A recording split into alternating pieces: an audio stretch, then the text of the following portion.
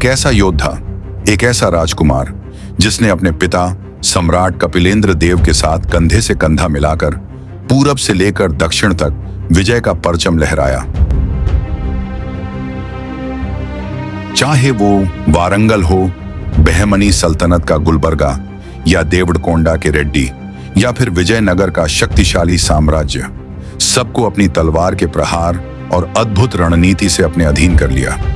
इन्हीं के पराक्रम के बल पर सम्राट कपिलेंद्र देव को प्राप्त हुई उपाधियां वीर श्री गजपति, गौड़ेश्वर, नवकोटि कर्नाट, कलबर्गेश्वर और त्रिलोक बल्लभ यानी 1 लाख राजाओं में सर्वश्रेष्ठ मुकुटधारी सम्राट। परंतु इतना महान योद्धा होने के बावजूद सम्राट का ज्येष्ठ पुत्र होते हुए भी न तो उन्हें गद्दी मिली और न ही इतिहास के पन्नों में उनका नाम स्थान पा सका। आज लोग उनका नाम लगभग भूल चुके हैं, लेकिन आज हम उस महान नायक की कहानी फिर से जीवित करेंगे। यह है गाथा कुमार हमवीर देव मोहापात्र की। उनके पराक्रम से ओडिशा गजपति साम्राज्य का नक्शा कुछ ऐसा दिखता था।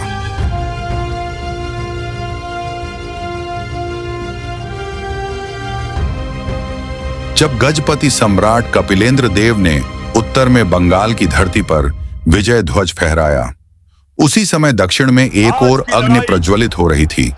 एक ऐसी ज्वाला जो जन्मी थी एक पुत्र की तलवार से, जिन्होंने विजयनगर सम्राट को हराकर अपनी तलवार को समुद्र के जल में धोया। उसका नाम था महायोद्धा युवराज हमवीर देव महापात्र।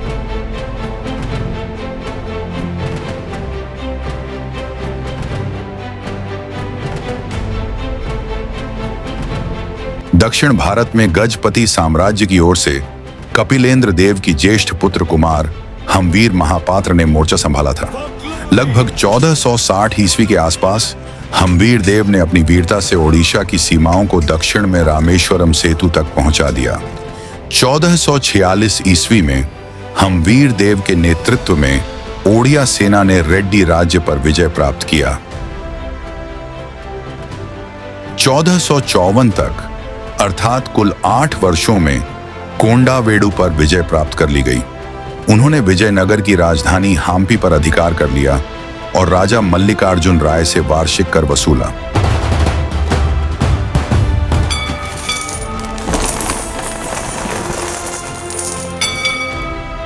(1460) में उनके सेनापति तम्बुपाल ने उदयगिरी, जो वर्तमान में नेल्लोर है, और चंद्रगिरी पर विजय प्राप्त की। 1464 ईस्वी में हमवीर ने दक्षिण कपिलेश्वर की उपाधि धारण की और कोंडावेडु दुर्ग में अपनी सत्ता स्थापित की। श्रीरंगम मंदिर के शिलालेखों से यह प्रमाण मिलता है कि हमवीर देव ने तिरुचिरापल्ली, तंजावुर और आरकोट तक विजय प्राप्त की थी। 1458 ईस्वी में देवरकोंडा में बहमनी सल्तनत के साथ एक बड़ा युद्ध हुआ, जिसमें ओडिशा विजयी रहा। इस युद्ध के पश्चात तेलंगाना का अधिकांश भाग गजपति साम्राज्य के अधीन आ गया। कपिलेंद्र देव के शासनकाल में गजपति साम्राज्य का विस्तार उत्तर में गुजरात से लेकर दक्षिण में रामेश्वरम तक हो चुका था। यह गजपति शक्ति का चरम काल था, लेकिन 1464 से 1467 ईस्वी के मध्य कपिलेंद्र देव की विरासत और उत्तराधिकार को लेकर संकट स्पष्ट रूप से दिखाई देने लगा। एक ही प्रश्न गूंज रहा था कि अगला गजपति कौन बनेगा? हमवीर देव, जो युद्ध भूमि में अपराजय सिद्ध हो चुके थे और जिन्हें सम्राट का सर्वाधिक योग्य उत्तराधिकारी माना जाता था, लेकिन उन्हें दरकिनार कर कपिलेंद्र देव ने अपने सबसे छोटे पुत्र पुरुषोत्तम देव को उत्तराधिकारी घोषित कर दिया। मादोला पांजी, जो भगवान जगन्नाथ मंदिर का आधिकारिक अभिलेख है, उसके अनुसार कपिलेंद्र देव के 18 पुत्रों में सबसे छोटा पुरुषोत्तम देव पुरी में शांत जीवन व्यतीत कर रहे थे। परंतु वह कपिलेंद्र देव के सर्वाधिक निकट थे और धीरे धीरे उसने राज्य गद्दी की ओर अपनी राह प्रशस्त कर ली। जब कपिलेंद्र देव ने ईश्वर की इच्छा के रूप में पुरुषोत्तम देव को युवराज घोषित किया, तो उनके 17 बड़े पुत्र क्रोध में भड़क उठे। कहा जाता है, जब यह घोषणा हुई तो 17 बड़े भाई भड़क उठे और उन्होंने क्रोध में भालों से हमला किया, लेकिन एक भी भाला पुरुषोत्तम को छू तक नहीं सका। लोगों ने कहा, यह भगवान जगन्नाथ की लीला थी और यहीं से इस उत्तराधिकार को मिला एक दिव्य संकेत। यह भगवान जगन्नाथ की कृपा मानी गई, जिन्होंने उनकी रक्षा की और इस उत्तराधिकार को दिव्य स्वीकृति प्रदान की। किंतु यहीं से एक प्रश्न उठता है, जिस हमवीर देव ने आधे दक्षिण भारत को विजित कर गजपति साम्राज्य का विस्तार किया, उसके होते हुए भी गद्दी पुरुषोत्तम को क्यों दी गई? मादोला पांजी, जो श्री जगन्नाथ मंदिर का आधिकारिक इतिहास है, इस प्रश्न पर मौन है। शायद कारण था कोंडावेडु की दूरी, जहां उस समय कुमार हमवीर देव रहते थे, या फिर कोई गहन राजनीतिक चाल जिसे केवल इतिहास के सन्नाटे ही जानते हैं। सन 1467 ईस्वी में लगभग 87 वर्ष की आयु में महाराज कपिलेंद्र देव का निधन हो गया। उनकी मृत्यु के तुरंत बाद पुरुषोत्तम देव ने पुरी में राज्य गद्दी संभाल ली, किंतु यह उत्तराधिकार हमवीर देव को स्वीकार्य नहीं था। उसे अपने छोटे भाई का ओडिशा का राजा बनना अत्यंत अपमानजनक प्रतीत हुआ। इस असंतोष के चलते हमवीर देव ने बहमनी सुल्तान मोहम्मद शाह तृतीय से समझौता किया। सुल्तान ने शर्त रखी, यदि हमवीर ओडिशा का सम्राट बनना चाहता है तो उसे बहमनी अधीनता स्वीकार करनी होगी, साथ ही कुछ प्रदेशों की कुछ प्रांत उसको देने पड़ेंगे। बदले में सुल्तान ने राजमुंद्री और कोंडापल्ली जैसे रणनीतिक दुर्ग हमवीर को सौंपने का प्रस्ताव रखा, जो उस समय पुरुषोत्तम देव के अधिकार में थे।